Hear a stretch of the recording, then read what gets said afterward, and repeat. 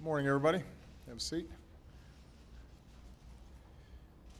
5 years ago, after nearly a century of talk, decades of trying, a year of bipartisan debate, we finally declared that in America, health care is not a privilege for a few, but a right for all. Over those 5 years, as we've worked to implement the Affordable Care Act, there have been successes and setbacks. The setbacks I remember clearly. But as the dust has settled, there can be no doubt that this law is working. It has changed and in some cases saved American lives. It set this country on a smarter, stronger course. And today, after more than 50 votes in Congress to repeal or weaken this law, after a presidential election based in part on preserving or repealing this law, after multiple challenges to this law before the Supreme Court, the Affordable Care Act is here to stay. This morning, the court upheld a critical part of this law, the part that's made it easier for Americans to afford health insurance regardless of where you live.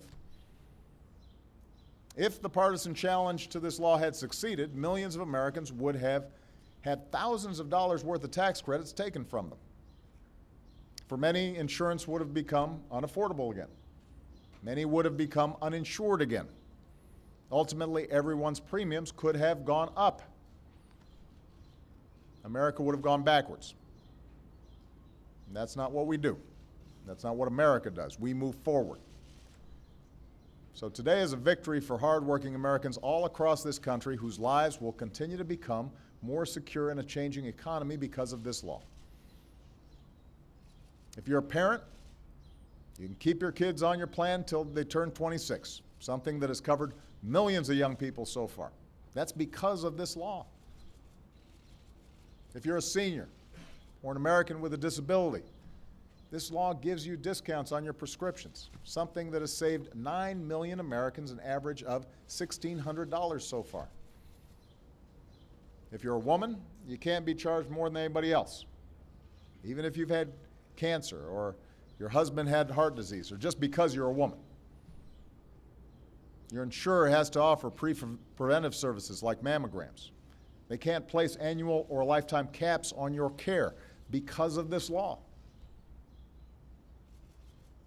Because of this law and because of today's decision, millions of Americans who I hear from every single day will continue to receive the tax credits that have given about 8 in 10 people who buy insurance on the new marketplaces the choice of a health care plan that costs less than $100 a month.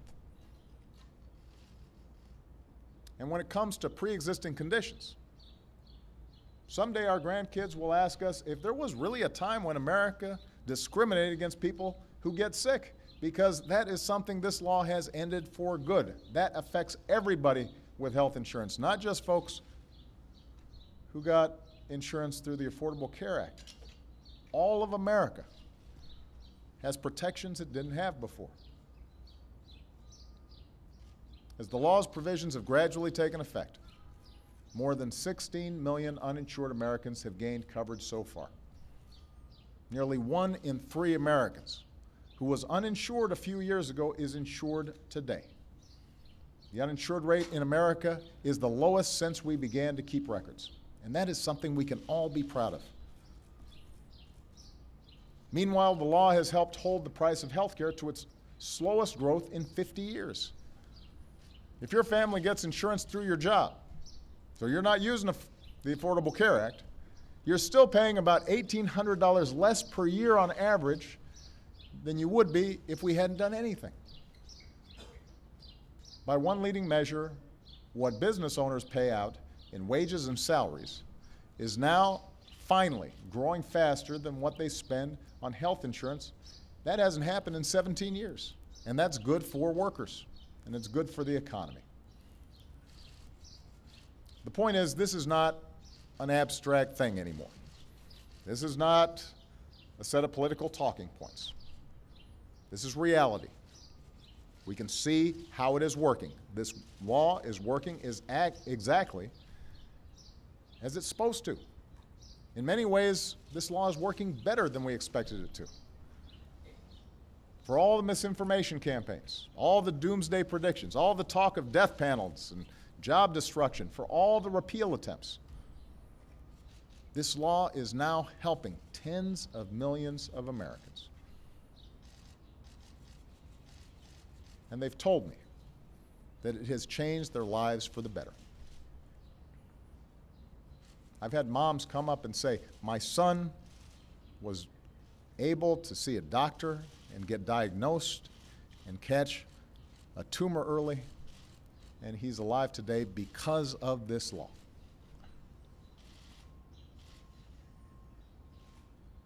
This law is working, and it's going to keep doing just that.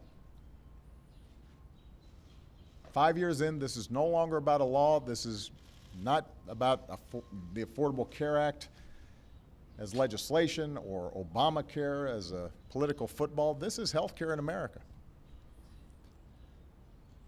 And unlike Social Security or Medicare, a lot of Americans still don't know what Obamacare is beyond all the political noise in Washington. Across the country, there remain people who are directly benefiting from the law, but don't even know it. And that's okay. There's no card that says Obamacare when you enroll.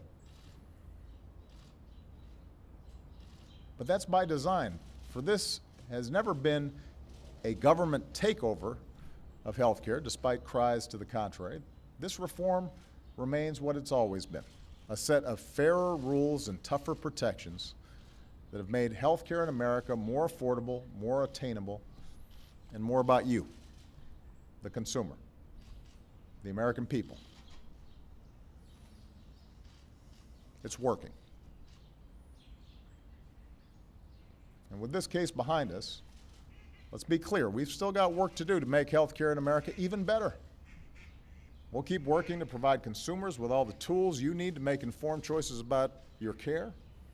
We'll keep working to increase the use of preventive care that avoids bigger problems down the road. We'll keep working to boost the steadily improving quality of care in hospitals, bring down costs even lower, make the system work even better. Already we've seen reductions, for example, in the number of readmissions at hospitals. That saves our society money, it saves families money, makes people healthier. We're making progress. We're going to keep working to get more people covered. I'm going to work as hard as I can to convince more governors and state legislatures to take advantage of the law, put politics aside, and expand Medicaid and cover their citizens. We've still got states out there that, for political reasons, are not covering millions of people that they could be covering, despite the fact that the federal government's picking up the tab. So we've got more work to do, but what we're not going to do is unravel what has now been woven into the fabric of America. And my greatest hope is that rather than keep refighting battles that have been settled again and again and again, I can work with Republicans and Democrats to move forward. Let's join together. Make health care in America even better.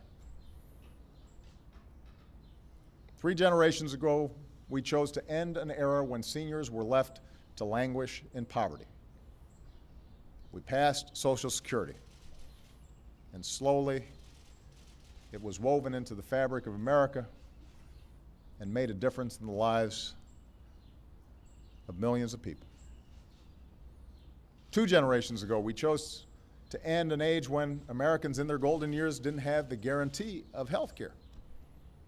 Medicare was passed, and it helped millions of people.